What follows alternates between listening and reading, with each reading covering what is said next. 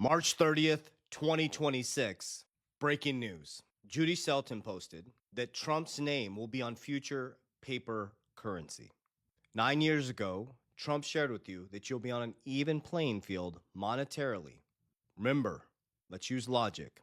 Rosie Rios in 2012, who was the 43rd Treasurer of the United States, said she's responsible for bringing in a new form of currency and was responsible for signing the last $100 bill. She now sits on the board for Ripple. For the 250th year celebration, the U.S. Department of Treasury announced, in honor of the 250th anniversary, I'm reading it right off their website, of the United States of America, President Donald J. Trump's signature will appear on future U.S. paper currency, along with the Secretary of Treasury, marking the first time in history for a sitting president. He said we'll be on an even playing field monetarily before we know it. He left the presidency, dollar guy, anti-crypto.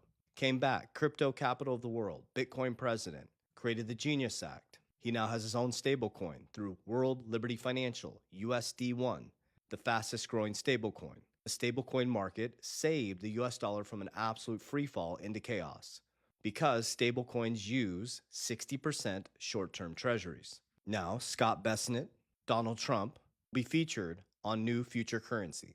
And if you study Ray Dalio's Changing World Order, we're now in the new world order. I'm reading it right off the Changing World Order. You should study the fall and rise of superpowers the last 500 years. You have 13, 14, 15, 16, 17, 18, large debts, printing of money, internal conflict, loss of reserve currency, weak leadership, and civil war and revolution, which takes you into the New World Order.